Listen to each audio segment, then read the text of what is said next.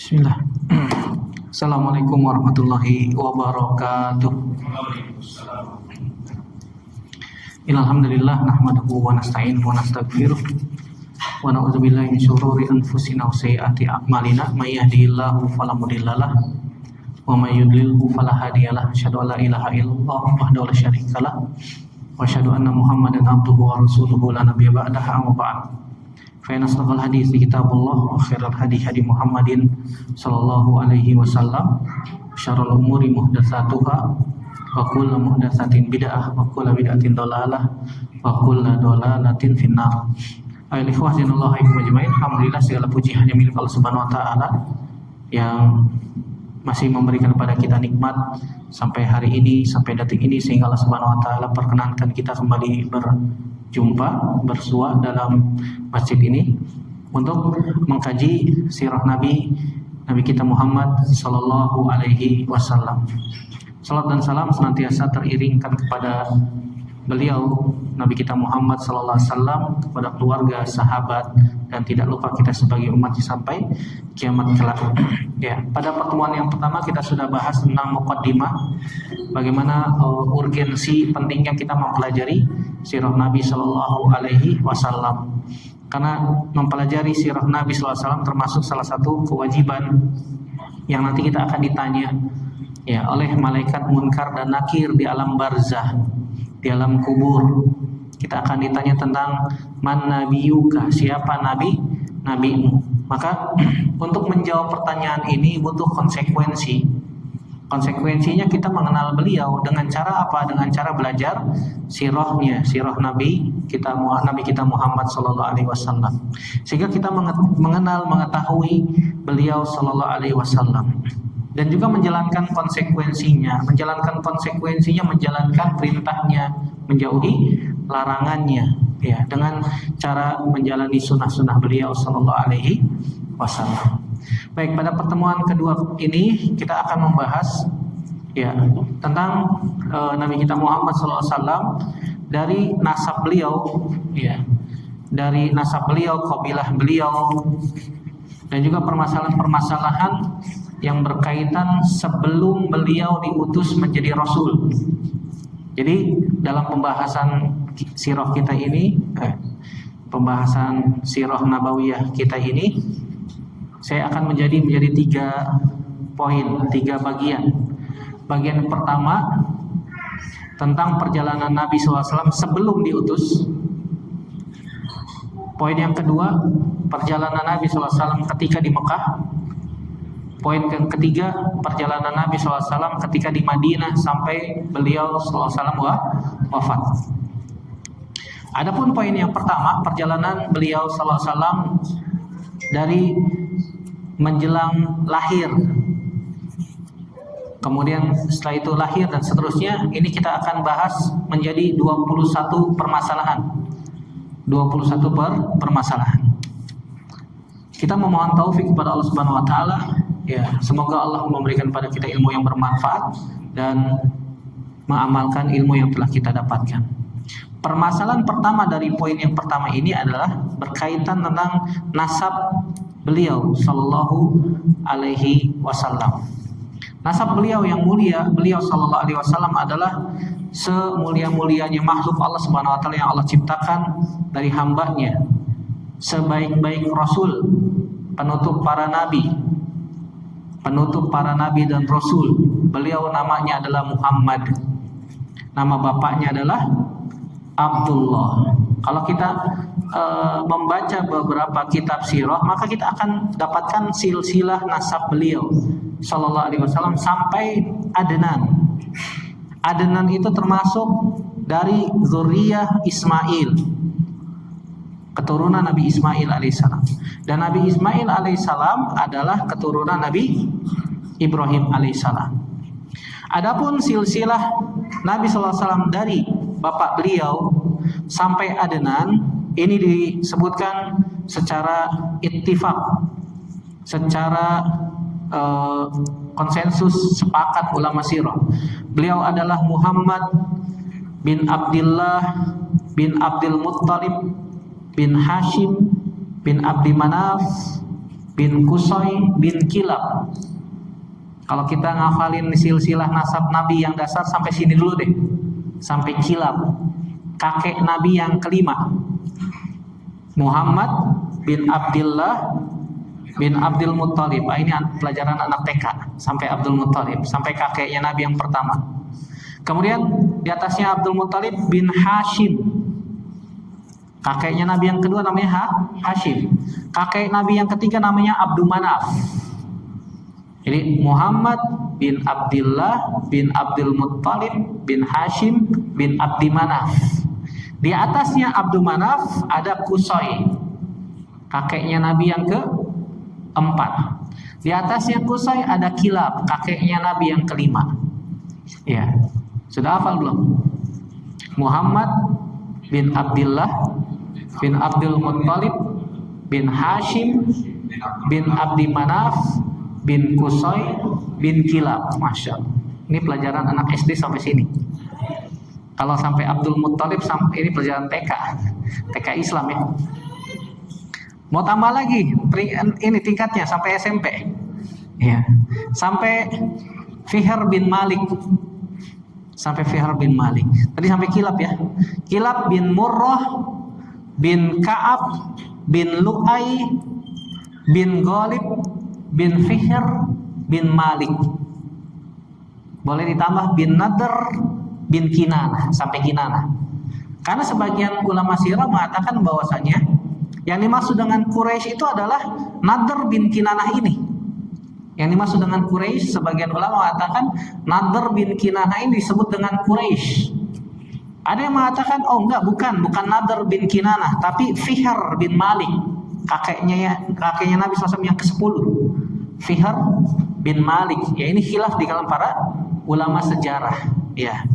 Siapakah yang dimaksud dengan Quraisy itu? Ada yang mengatakan Fihr bin Malik, kakeknya Nabi yang ke-10. Ada yang mengatakan Nadr bin Kinanah, kakeknya Nabi yang ke-12 ya. Kalau kita runut sampai Adnan, boleh lagi bin Khuzaimah, bin Mudrikah, bin Ilyas, bin Mudor, bin Nizar atau Nazar, bin Ma'ad, bin Adnan. Sampai sini aja sudah panjang ya, sudah panjang. Kalau dirunut sampai kakek Nabi yang ke-20.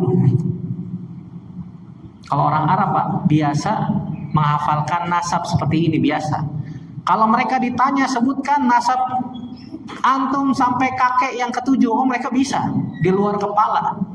Kalau kita disuruh sebutin sampai kakek ke-3 aja udah loading. Iya nggak? Coba tunjuk tangan, siapa yang hafal sampai kakek ke-3 nasabnya? Tunjuk tangan. Ada nggak? Nah, kenapa demikian? Karena orang Indonesia nggak biasa menyebutkan nasab, iya nggak? Iya, nggak biasa. Di antara kita coba sebutkan siapa yang hafal sampai kakek ke-3. Ada nggak Pak?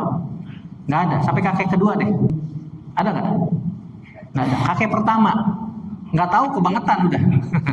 Subhanallah. Kalau orang Indonesia suruh menyebutkan nasabnya sampai kakek ke-3 aja udah nggak tahu. Apalagi sampai kakek ke-7, apalagi sampai kakek ke-20. Tidak ada yang bisa.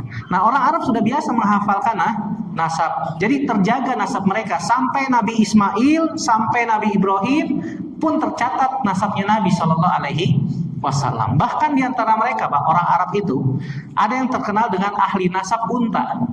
Sampai unta aja tahu nasabnya, subhanallah. Ini unta keturunan dari untanya Bani Tamim, ketahuan. Ini untanya dari Bani Adi, ini untanya dari, dan seterusnya. Sampai unta aja ketahuan nasabnya. Masa orang Indonesia kalah sama unta gitu? Iya, nggak tahu nasabnya. Subhanallah.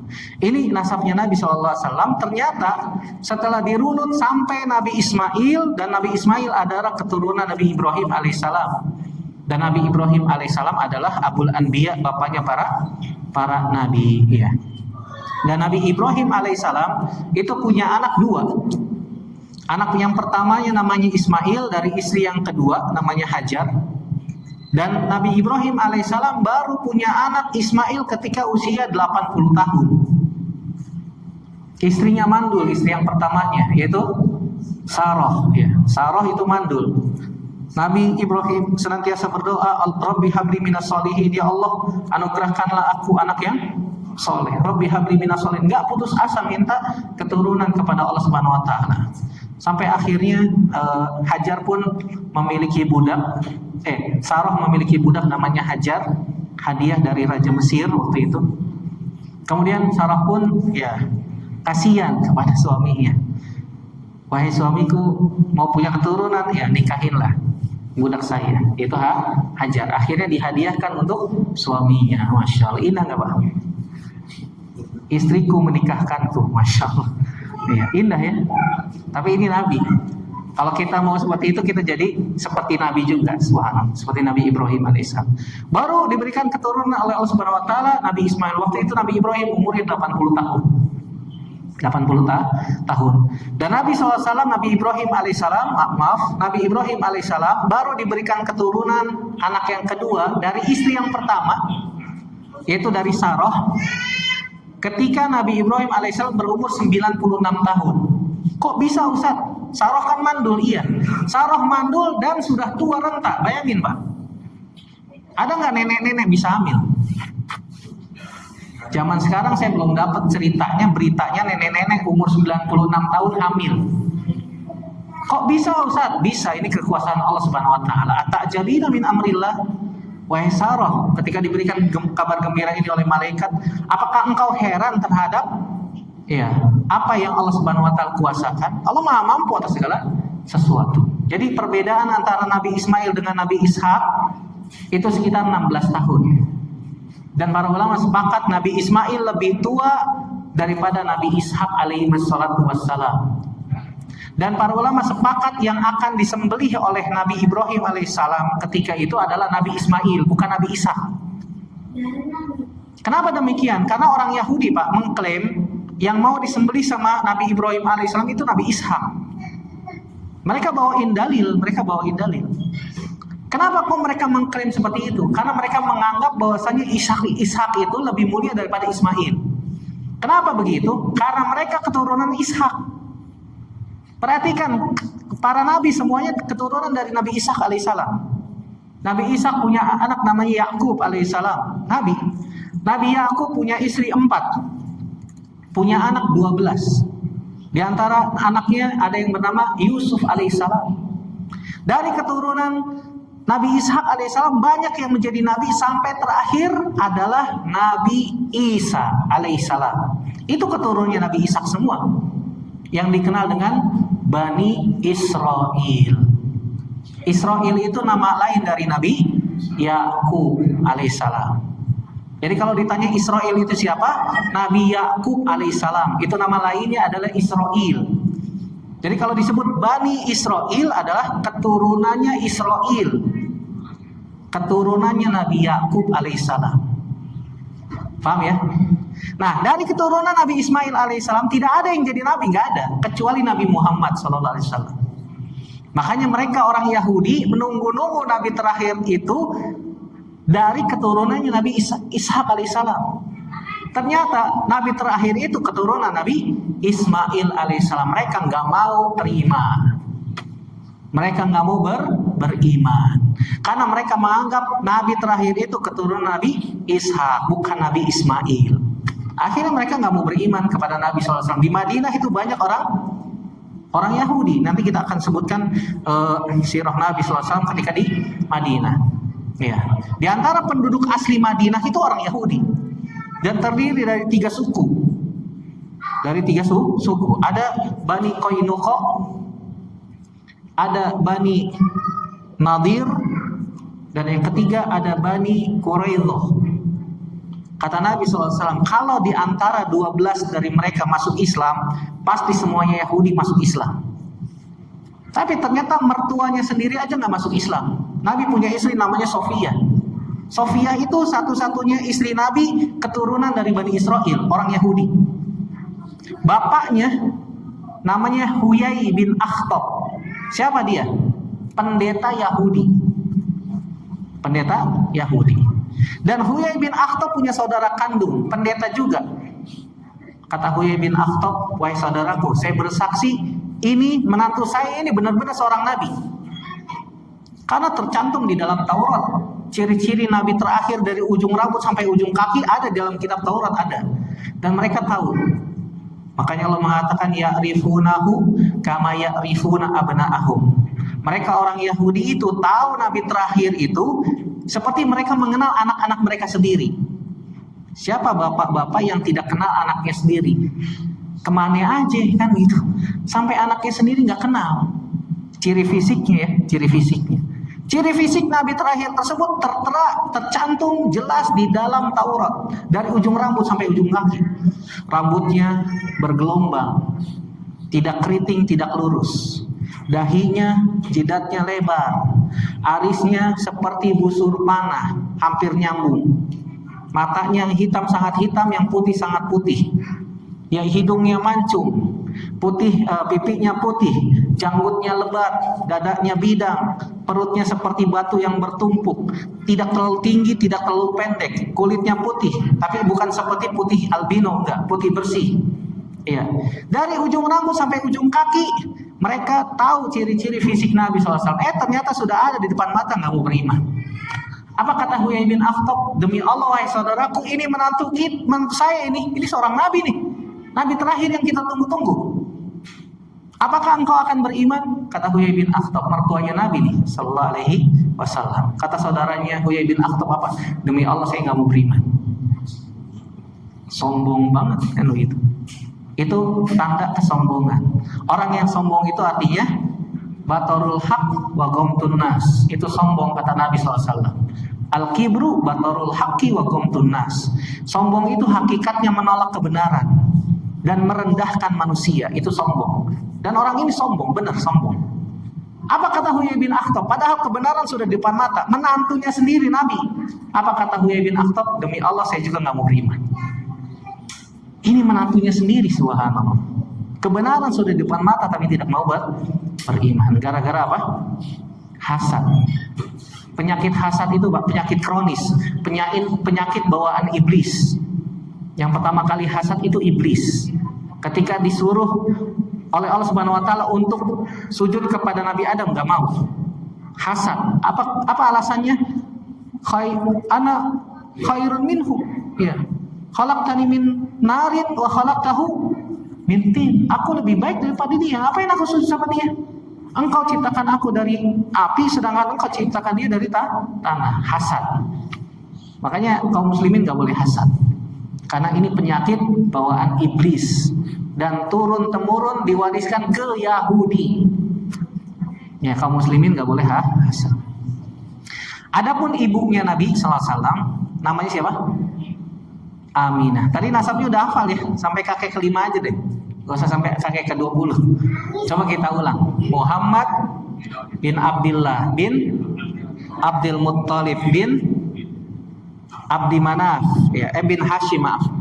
Bin Hashim bin Abdi Manaf bin Qusay bin Kilab. Sudah hafal ya sampai Kilab. Kenapa kita sebutkan sampai Kilab? Karena nasabnya Nabi lewat jalur ibu ketemu di sini. Ketemu di Kilab ini. Nasabnya nyambung. Oh, berarti masih ada saudara, Ustaz? Iya. Iya. Karena kakeknya Nabi yang namanya Kilab ini, ya, yang dari jalur bapak kakek kelima. Kalau dari jalur ibu kakek keempat. Kita sebutkan nasabnya. Dari jalur ibu Aminah bintu Wahab bin Abdi Manaf. Ini Abdi Manaf bukan Abdi Manaf yang tadi sudah kita sebutkan ya, bukan. Karena Abdu Manaf itu Pak, zaman dulu nama pasaran. Orang Arab biasa menyebut nama Abdu Manaf. Sering, banyak yang pakai. Seperti contohnya Abu Thalib. Siapa Abu Thalib Pak? Pamannya Nabi, betul. Apakah Abu Thalib nama asli? Jawabannya tidak. Abu Thalib itu sebutan atau kunyah. Iya, nama aslinya bukan Abu Thalib. Abu Thalib itu panggilan, namanya bapaknya si Thalib. Punya anak yang pertamanya namanya Thalib. Karena Abu Thalib punya anak laki-laki 4. Yang pertama Thalib, ya. Makanya sebutnya Abu Thalib. Bapaknya si Thalib. Itu namanya kunyah. Seperti misalnya Eko Abu Ismail. Eko bapaknya Ismail, itu kunyah. Dan kunyah itu sunnah. Nabi sendiri punya kunyah namanya Abul Qasim, karena anak pertama Nabi dari Khadijah namanya Qasim. Siapa nama asli Abu Thalib? Nama aslinya Abdul Manaf. Nama aslinya Abdul Manaf. Jadi Abdul Manaf itu nama pasaran lah zaman dulu ya. Banyak yang pakai. Kita ulang. Ibunya Nabi SAW Aminah bintu Wahab bin Abdi Manaf bin Zuhroh bin Kilab. Kakek keempat dari jalur ibu namanya Kilab ketemu dengan kakeknya Nabi dari jalur bapak. Namanya sama dan orangnya sama. Jadi nasabnya Nabi SAW dari jalur bapak dan dari jalur ibu ketemu di Kilab. Dari jalur bapak kakek kelima, dari jalur ibu kakek keempat. Kenapa disebutnya Kilab? Dan ternyata itu bukan nama asli. Kok banyak sekali orang Arab nggak pakai nama asli, Ustaz? Iya, zaman dulu seperti itu biasa. Nama aslinya ada yang mengatakan Hakim, ada yang mengatakan nama aslinya Urwah. Ya Allah alam bisawab. Tidak ada yang merojihkan. Kenapa kok disebutnya Kilab? Karena beliau suka berburu dengan menggunakan anjing. Makanya disebutnya anjing untuk berburu. Anjing itu bahasa Arabnya Kilab atau kalbun. Iya, atau kalbun. Biasa orang Arab menyebut nama mereka, nama anak-anak mereka dengan binatang buas biasa, Pak. Untuk menunjukkan apa? Menunjukkan keberanian, untuk menunjukkan kehebatan, untuk menunjukkan kekuasaan, kekuatan dan seterusnya. Kalau mereka menyebutkan nama budak-budak mereka, biasanya mereka menyebutkan dengan nama-nama yang lembut, ya. Biasanya ya, mereka menyebut nama-nama budak-budak mereka dengan nama-nama yang lembut. Tapi kalau mereka menyebutkan atau memberikan nama anak untuk anak-anak mereka, biasanya disebut dengan nama-nama yang menunjukkan kekuatan, keberanian dan seterusnya. Ya. Ini poin yang pertama. Itu nasab Nabi Shallallahu Alaihi Wasallam. Poin yang kedua. Poin yang kedua itu berkaitan tentang kabilahnya Nabi Shallallahu Alaihi Wasallam. Kabilahnya Nabi disebut dengan kabilah Quraisy. Kabilah Quraisy atau suku Quraisy. Suku yang terkenal dengan suku yang mulia, suku yang terkenal dengan derajatnya yang tinggi, suku yang terkenal dengan kesuciannya karena nasab mereka terjaga. Dan tadi sudah kita sebutkan bahwasannya Quraisy itu merupakan lakob. Lakob itu adalah sebutan atau julukan bahasa kitanya. Khilaf di para ulama, siapa yang dimaksud dengan Quraisy itu? Tadi sudah kita sebutkan. Ada yang mengatakan bahwasannya Quraisy itu adalah Fihr bin Malik, kakek Nabi SAW yang ke-10, Fihr bin Malik. Ada yang mengatakan bahwasannya Quraisy itu adalah An-Nadr bin Kinanah, kakek Nabi SAW yang ke-12. Khilaf di kalangan para ulama. Allahu a'lam bishawab, yang benar yang mana, intinya kembali kepada dua orang ini. Kembali kepada kedua orang ini. Dan setiap kakek Nabi SAW itu memiliki kedudukan yang mulia, memiliki derajat yang tinggi di mata masyarakat. Seperti contoh, kita ambil contoh Qusay. Qusay itu kakek Nabi yang ke-4, Qusay bin Kilab. Beliau, Pak, itu nama aslinya Zaid. Namanya bukan asli lagi, Ustaz. Kalau kita pretelin satu persatu kakeknya Nabi, Pak, panjang urusan. Iya. Pembahasannya jadi panjang. Ada beberapa kitab sirah yang emang membahas itu, ya. Makanya jadi cukup tebal. Saya pilih buku yang agak ringkas saja ya, biar nggak terlalu panjang pembahasan kita. Ada yang mengatakan Qusay itu bukan nama asli, namanya adalah Zaid. Beliau memiliki keutamaan. Di antara yang kita sebutkan keutamaannya Qusay bin Kilab. Yang pertama, keutamaan beliau adalah pemegang kunci Ka'bah. Siapa saja yang ingin masuk ke dalam Ka'bah harus minta izin sama beliau. Bahasa kitanya kuncen, kan begitu.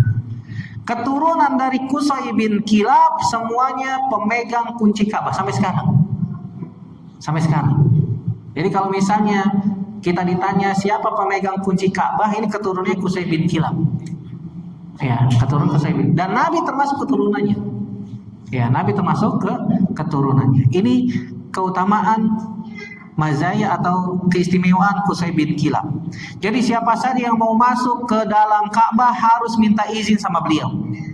Yang kedua, di antara keistimewaan Qusay bin Kilab yaitu as-siqayah. As-siqayah itu artinya orang-orang yang bertugas memberikan minum kepada jemaah haji. Jadi orang Arab itu Pak, udah punya kebiasaan kalau ada tamu dijamunya luar biasa, nggak perlu minta kan begitu. Mereka langsung tarik, makan di rumah saya aja yuk. Apalagi di bulan Ramadan Pak. Antum umroh bulan Ramadan nggak perlu pakai hotel, nggak perlu beli makanan. Sahur sama buka antum banyak yang narikin, makan sama saya aja. Buka puasa apalagi kan gitu. Tinggal antum tengok-tengok aja makanan yang lezat yang mana kan gitu. Biasa, ini cerita dari teman-teman mahasiswa di Jamiah Islamiyah Madinah ya. Mereka cerita seperti itu. Kalau buka puasa itu mereka jadi rebutan. Ya. Kenapa? Untuk mendapatkan pahala menjamu tamu, mendapatkan pahala menjamu orang yang berbuka, dapat pahala juga berbuka puasa, dapat pahala puasa. Ini luar biasa. Di antaranya adalah memberi minum ketika musim haji. Ini tugasnya yang sangat mulia dari Qusay bin Kilab. Sampai zaman Nabi itu ada pamannya namanya Abu Thalib. Dan Abu Thalib itu sebenarnya orangnya kaya ya, tapi beliau habis uangnya untuk memberikan minum, memberikan makanan kepada jamaah haji atau tamu-tamu yang datang ke Mekah, subhanallah. Yang ketiga, diantara keistimewaan Qusay bin Kilab adalah ar-rifadah. Ar-rifadah itu artinya memberi makan. Ya, memberi makan. Makanan yang dibuat biasanya dari tepung gandum. Ya, dibuat adonan, kemudian dijadikan roti. Biasanya makannya pakai kuah daging biasanya. Itu makanan istimewa zaman dulu. Roti gandum diolesin kuah daging. Ya, pakai kuah daging. Yang biasa dikenal dengan istilah marok. Ya, kalau ke restoran Arab biasalah marok. Roti dimakan dengan daging yang berkuah. Ya, kalau bahasa kita mungkin kari atau apa lagi, gulai dan semisalnya ya. Yang keempat, diantara keutamaan keistimewaan Qusay bin Kilab adalah beliau yang pertama kali membuat sebuah tempat yang dikenal dengan istilah Darun Nadwah. Apa itu Darun Nadwah? Darun Nadwah itu seperti tempat berkumpul, tempat untuk membahas sesuatu, tempat rapat bahasa kitanya, atau aula serbaguna yang biasanya digunakan untuk akad pernikahan, untuk membahas sesuatu yang spesial. Seperti orang Quraisy pada zaman Nabi SAW ketika diutus, mereka kalau rapat di situ. Contohnya di tahun ke-13 kenabian. Contohnya di tahun ke-13 kenabian sebelum Nabi SAW hijrah. Atau ketika kaum muslimin sudah hijrah ke Madinah. Tinggal beberapa orang aja yang ada di Mekah belum hijrah. Di antaranya ada Abu Bakar, ada Ali bin Abi Thalib, ada Zaid bin Harithah, ya, ada Suhaib bin Sinan Ar-Rumi, dan juga Nabi SAW serta kaum muslimin yang lemah nggak bisa berangkat hijrah. Nah ternyata orang-orang kafir Quraisy mereka seperti kebakaran jenggot Pak. Kaum muslimin udah pada hijrah ya ke Madinah. Akhirnya mereka kumpul di Darun Nadwah, rapat penting, rapat khusus untuk membahas gimana menangani Muhammad nih yang pengikutnya semakin banyak, bahkan sudah punya pendukung di Madinah. Akhirnya sebagian mereka mengusulkan, kita tangkap aja Muhammad. Ternyata ada seorang laki-laki tua berpenampilan mewah dan terhormat dari Najd. Orang yang sudah tua, ternyata dia iblis. Iblis menyamar sebagai seorang yang tua dan berwibawa. Seorang Abul Bukhturi kalau nggak salah ya, orang Quraisy yang berpendapat kita tangkap aja Muhammad, kita tawan. Kata iblis tadi yang berpenampilan syekh yang sudah tua mengatakan, jangan ditawan. Kalau dia ditawan, teman-temannya bisa datang untuk bebasin dia.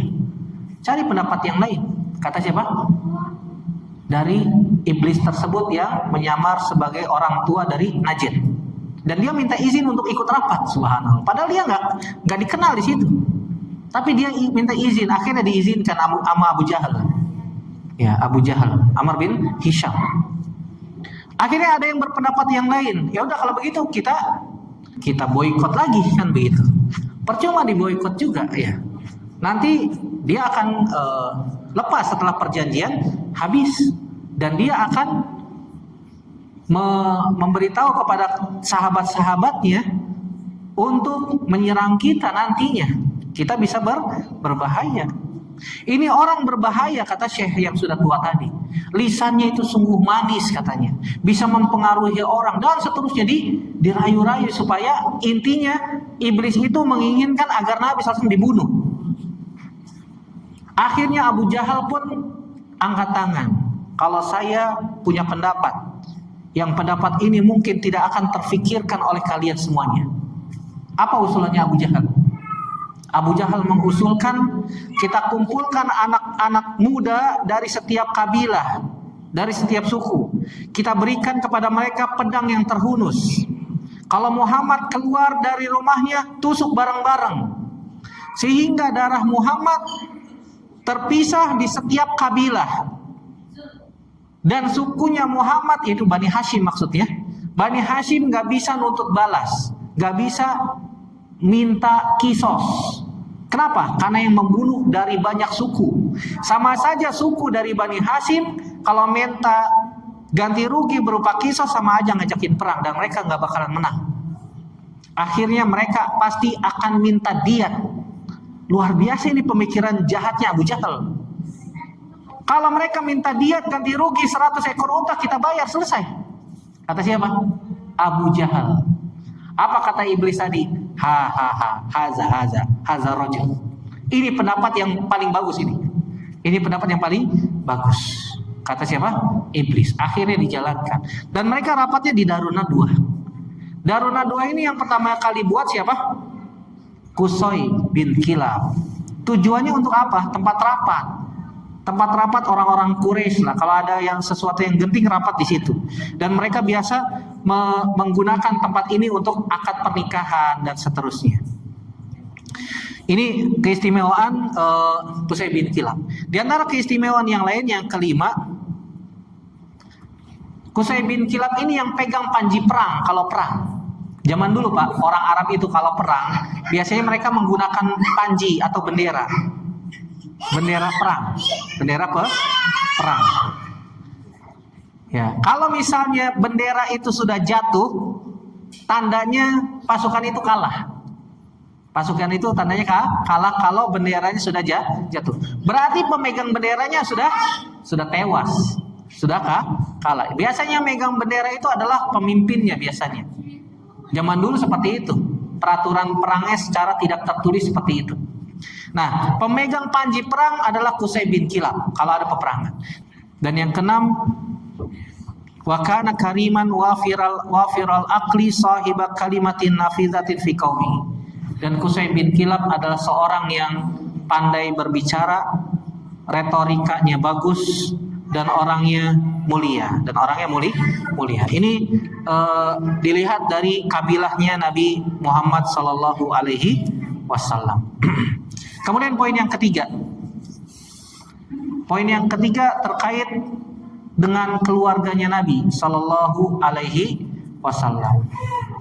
Adapun keluarga Nabi sallallahu alaihi wasallam itu dikenal dengan keluarga Al-Hashimiyah. Nisbat kepada kakek Nabi yang kedua, yaitu Hashim. Muhammad bin Abdullah bin Abdul Muttalib bin Hashim. Nisbat kepada kakek Nabi yang kedua, namanya Hashim. Dan ternyata Hashim ini mewarisi keutamaan dari Qusay bin Kilab. Qusay bin Kilab kakek Nabi yang keberapa tadi? Kakek Nabi yang keempat. Ya. Dan ternyata keutamaan tadi yang sudah disebutkan Qusay bin Kilab ini diwariskan kepada Hashim. Nah, Hashim ini mirip sama Qusay dari sisi kepemimpinan dan seterusnya. Ya. Dan ternyata ya Hashim mewarisi sifat-sifatnya kepada saudaranya namanya Muttalib. Namanya Muttalib. Jadi Hashim sama Muttalib, ini bukan Abdul Muttalib ya, ini Muttalib. Saudaranya Hashim. Hashim. Kemudian anak-anak keturunan dari keduanya ini bertemu dengan Islam. Dan di antara keturunannya Hashim adalah yang disebut dengan nama kakeknya Nabi Muhammad Sallallahu Alaihi Wasallam, yang biasa dikenal dengan Abdul Muttalib. Nama aslinya bukan Abdul Muttalib, Pak, bukan. Abdul itu artinya budak. Muttalib itu artinya ya Muttalib nama orang. Jadi Abdul Muttalib disebut dengan seperti budaknya Muttalib. Budaknya Muttalib. Jadi Hashim ini, Pak, beliau yang pertama kali membuat sunnah perjalanan di musim panas ke negeri Syam, di musim dingin pergi ke negeri Yaman. Ini Hashim nih yang pertama kali buat untuk berdagang. Jadi Hashim ini yang pertama kali buat sunnah perjalanan di musim panas ke negeri Syam, di musim dingin ke negeri Yaman. Ya Allah Subhanahu wa taala kabarkan di dalam surat Quraisy, li ila fi Quraisy ila fihim rihlatasyita'i was-sayf.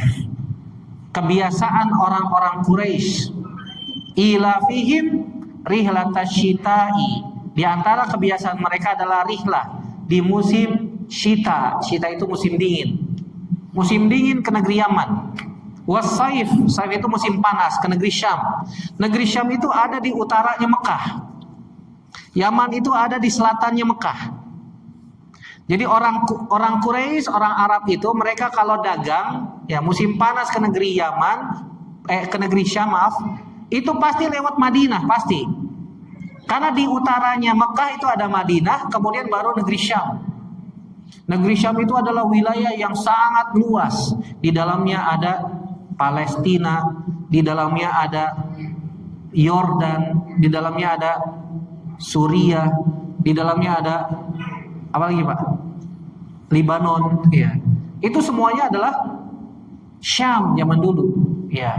Atau Damaskus secara khusus. Ada Irak juga, Iran, Tabuk, ya, juga termasuk di negeri Syam dulu. Dan Nabi SAW pergi ke negeri Syam itu 4 kali. Nanti kita akan sebutkan. Yang pertama di usia 12 tahun, ikut sama pamannya Abu Thalib berdagang. Yang kedua di usia 24 tahun atau mendekati 25 tahun, berdagang membawa barang dagangannya Khadijah.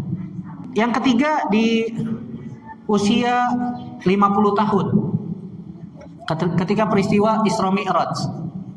Isra itu artinya perjalanan di malam hari dari Masjidil Haram ke Masjidil Aqsa. Masjidil Aqsa itu di Baitul Maqdis. Baitul Maqdis itu ada di Palestina. Palestina itu ada negeri Syam. Ya. Di tahun ke-10 kenabian. Ketika itu Nabi SAW berusia 50 tahun. Yang keempat di Perang Tabuk. Perang Tabuk tahun ke-9 Hijriah. Tabuk itu ada di negeri Syam, lawan Romawi. Nabi berangkat dari Madinah ke Tabuk dengan 30.000 pasukan. Tapi ternyata ditungguin di Tabuk, ya orang Romawi nggak muncul. Menang DO, ya. Ditungguin 20 hari nggak muncul-muncul karena Nabi dengar orang Romawi mau serang Madinah. Romawi itu kalau nyerang minimal bawa pasukan 100.000. Pasukan Romawi terkenal kuat, persenjataannya lengkap. Sebelum mereka serang, Nabi datengin dulu kan gitu. Janjian di Tabuk. Ternyata mereka nggak datang karena takut. Karena Raja Heraklius paham ini Nabi nih. Kita perang lawan Nabi gak bakalan menang. Karena dia ditolong sama pasukan langit, kan begitu. Ini tercantum di dalam Injil, dan Heraklius baca Injil. Heraklius agamanya Nasrani. Jadi 4 kali Nabi SAW pergi ke negeri Syam. Adapun di musim dingin, ya orang-orang Quraisy biasanya mereka ke Yaman. Ngapain ke Yaman? Biasanya untuk jalan-jalan, biasanya kebanyakan ya, untuk tamasya. Ada juga yang berpendapat bahwasanya mereka berdagang, karena di musim dingin di Yaman itu banyak buah-buahan, terkhusus buah anggur, biasanya demikian ya. Singkat kata, Hashim ini ketika dalam perjalanan dagang menuju Syam mampir di Madinah. Ternyata ya tertarik dengan seorang wanita di Madinah. Akhirnya menikah, punya anak yang dinamakan dengan sebutan Syaibah. Nah, Syaibah inilah yang akan menjadi kakek Nabi Shallallahu Alaihi Wasallam. Ternyata Nabi SAW dengan Madinah ini sudah punya ikatan. Ikatan apa? Ikatan kekeluargaan. Karena kakeknya Nabi Syaibah itu ibunya orang Madinah. Madinah. Ketika Hashim ini pergi ke negeri Syam, udah nikah, ya, istrinya lagi hamil, qadarullah Hashim sakit dan kemudian meninggal. Sehingga jadi janda. Sehingga istrinya melahirkan ya tanpa suami, dan besar Syaibah ini di Madinah. Sampai saudaranya Hashim yang tadi namanya Muttalib itu menemukan keponakannya di Madinah. Kata Muttalib kepada ibunya Syaibah, "Wahai saudariku, ini anak punya nasab bagus. Sayang kalau tinggal di Madinah. Boleh nggak saya bawa ke Mekah?" Akhirnya setelah negosiasi, oke, boleh, silakan. Akhirnya Syaibah dibawa ke Mekah. Perjalanan dari Madinah ke Mekah naik unta 400 kilo lebih, hampir 500 kilo jalan kaki. Yang tadinya Syaibah kulitnya bagus, di perjalanan kebakar jadi hitam. Ya, orang Arab biasanya hitam-hitam karena emang panas. Cuaca di Mekah lebih panas daripada di Madinah. Syaibah, kenapa dinamakan Syaibah? Karena ketika lahir anak ini rambutnya ada ubannya, makanya disebutnya Syaibah. Syaibah itu artinya uban, anak yang beruban. Ketika lahir ada rambutnya yang beruban, yang berwarna putih, makanya disebutnya Syaibah. Nama ibunya Salma bintu Amr. Tadi istrinya Hashim bin Abdi Manaf bin Qusay bin Kilab, Abdul Muttalib bin Hashim. Hashim ini kakek Nabi yang kedua. Jadi istrinya namanya Salma bintu Amr dari Bani Adi bin Najjar di Madinah. Ya, ketika Hashim ke negeri Syam, istrinya lagi hamil di Madinah, qadarullah sakit, tepatnya di negeri Gaza di Palestina. Beliau wafat di sana. Sehingga akhirnya anaknya tumbuh tanpa bapak, tanpa mengetahui siapa paman-pamannya. Oh, ternyata paman-pamannya, bapaknya itu orang terkemuka di negeri Makkah, kan begitu. Sampai ketika berumur 7 tahun atau 8 tahun, baru Muttalib, saudaranya Hashim, lewat Madinah. Akhirnya singgah, ternyata didapati ada keponakannya di situ. Akhirnya minta izin sama ibunya itu Salma bintu Amr untuk membawa Syaibah ke Mekah. Tadi perjalanan dari Madinah ke Mekah berapa? 400 kilo lebih, hampir 500. Jakarta Solo sekitar 500 kilo. Naik unta, jalan kaki, bayangin Pak. Panas luar biasa. Mekah itu panasnya kurang lebih, perbedaan cuaca antara Mekah dengan Madinah itu sekitar 10 derajat. Kalau misalnya di Madinah 20 derajat, ya di Mekah 30 derajat. Di Madinah itu lebih dingin, tapi dinginnya dingin kering. Ya, kalau di Mekah agak panas ya, agak hangat ya, agak panas. Akhirnya kulitnya Syaibah berwarna hitam. Ya, karena tersengat matahari. Dan biasanya Muttalib ini kalau pulang dari negeri Syam itu pasti dia bawa budak. Pasti dia bawa budak. Dan budak itu bahasa Arabnya abdun. Makanya Syaibah ini dikiranya budaknya Muttalib. Makanya dipanggilnya siapa? Abdul Muttalib, budaknya si Muttalib. Dan ternyata sebutan ini malah terkenal. Sebutan ini malah terkenal, lebih terkenal dibandingkan nama aslinya. Jadilah sebutannya Abdul Muttalib. Nama aslinya siapa, Pak? Syaibah. Dan Abdul Muttalib atau Syaibah ini perawakannya bagus, Pak. Orangnya ganteng, berwibawa, tinggi, putih, punya wibawa dan punya DNA kepemimpinan. Beliau ini punya DNA kepemimpinan, sehingga ketika di Mekah beliau itu punya kebiasaan memberikan makan, subhanallah. Padahal dia sendiri ya butuh makanan, tapi beliau mengutamakan orang lain untuk orang-orang miskin. Beliau tiap hari itu bawa meja hidangan, taruh di luar, dipersiapkan makanan untuk orang-orang miskin. Yang mau makan silakan ambil. Bahkan beliau bikin makanan khusus untuk binatang, dibawa ke gunung-gunung untuk burung-burung, untuk hewan-hewan buas, sampai hewan-hewan buas disediain makanan sama dia. Saking dermawannya itu orang, Syaibah atau Abdul Muttalib. Terlebih lagi ketika beliau menikah punya anak, dan anak beliau waktu itu baru satu ya, laki-laki. Beliau bermimpi sampai 3 kali, 3 malam berturut-turut.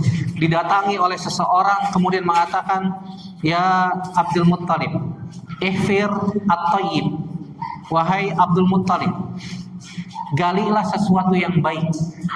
Kata Abdul Muttalib, apa itu yang baik? Akhirnya orang itu pun pergi. Hari kedua, malam kedua mimpi lagi. Didatangin orang yang sama. Ya mungkin malaikat ya, seperti ilham lah. Ilham.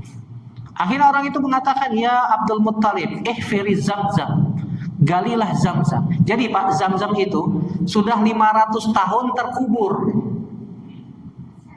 Jadi munculnya Zamzam pertama kali, kita flashback lagi ke zamannya Nabi Ismail alaihissalam ketika di sebuah gurun bersama ibunya Hajar. Kisahnya ma'ruf ya. Nabi Ibrahim meninggalkan Hajar dan anaknya yang masih kecil di sebuah gurun yang tandus, gak ada makanan, gak ada tanaman, gak ada minuman, gak ada orang. Ternyata itu tempat nanti dibangunnya Ka'bah. Sehingga muncul air Zamzam. Zamzam itu artinya kumpul-kumpul, itu bahasa Mesir. Zam, kumpul-kumpul. Ihfiri Zamzam. Akhirnya orang itu balik lagi. Ya, baliklah, menghilang dalam mimpi. Di malam yang ketiga mimpi lagi, subhanallah. Kata orang tersebut, ya, galilah sesuatu di bawah kerajaan semut, dekat darah yang tergenang, yang di atasnya terdapat gagak berwarna putih. Tambah bingung lagi tuh Abdul Muttalib. Apa itu Zamzam? Seakan-akan Zamzam itu adalah sebuah dongeng, karena sudah terkubur. Karena jadi rebutan zaman dulu, Pak. Jadi Raja Quraisy ketika itu sengaja mengubur Zamzam dan tidak ada yang mengetahui tentang posisinya di mana. Karena Zamzam itu salah satu-satunya sumber air yang ada di Mekah.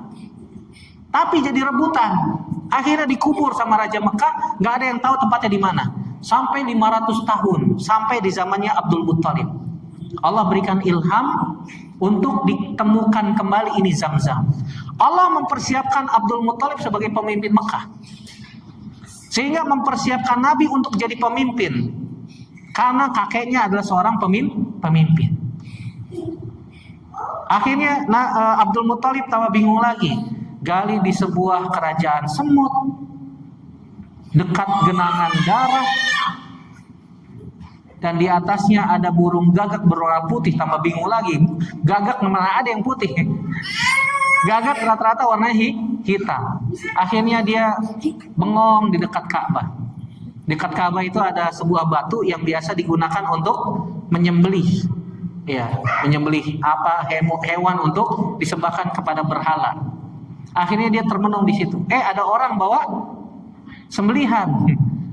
Akhirnya disembelih di situ, darahnya mengalir, darahnya berbusa, berhenti di sebuah tempat. Ternyata di situ ada sarang semut. Nah, itulah kerajaan semut. Yang dimaksud dengan kerajaan semut, sarang semut. Dan di atas sarang semut itu ada batu, ternyata ada burung gagak. Burung gagak yang mengepakkan sayapnya, ternyata bagian bawah sayapnya berwarna putih. Kayaknya burung gagak langka kayaknya. Ya. Akhirnya kata Abdul Muthalib, saya mau gali di situ. Akhirnya dia gali, suruh anaknya jaga. Kalau ada orang nanya, hiraukan aja. Saya mau gali di situ. Akhirnya digali, akhir ketemu batu penutup sumur itu, Pak. Subhanallah. Sampai dia mengatakan Allahu Akbar. Pas dibuka itu sumber air. Berarti selama ini orang Arab, orang Quraisy mendapatkan air dari mana? Beli dari luar. Subhanallah. Beli dari luar. Karena nggak ada sumber air. Gurun pasir, bayangin. Nggak ada mata air. Ketika Abdul Muthalib menemukan sumur itu, orang-orang langsung bertakbir, Allahu Akbar, Allahu Akbar. Sampai ada yang bilang, wahai Abdul Muthalib kita bagi dua ya. Enak aja, saya yang nemuin, kan begitu. Ribut tuh akhirnya. Akhirnya ribut. Oh, kisahnya panjang. Udah 10 menit. Insya Allah kita lanjutkan berkaitan dengan masalah ini. Sampai nanti Abdul Muthalib punya anak ya, sehingga salah satu anaknya dinazarkan untuk disembelih. Ternyata anak itu adalah Abdullah, bapaknya Nabi Shallallahu Alaihi Wasallam. Insya Allah pada pertemuan yang akan datang kita lanjutkan berkaitan dengan masalah ini. Semoga bermanfaat. Yang benar datangnya dari Allah Subhanahu Wa Taala saja. Yang salah murni dari saya pribadi. Kita bertaubat kepada Allah Subhanahu Wa Taala dari kesalahan kita. Terima kasih atas atensinya, kehadirannya. Semoga Allah Subhanahu Wa Taala menjadikan ya hadirnya kita di sini sebagai ya kemudahan jalan kita menuju surganya. Amin ya rabbal alamin. Demikian semoga bermanfaat. Aku qouli hadza astaghfirullah li wa lakum. Subhanaka Allahumma bihamdik, asyhadu an la ilaha illa anta astaghfiruka wa atubu ilaik. Wassalamualaikum warahmatullahi wabarakatuh.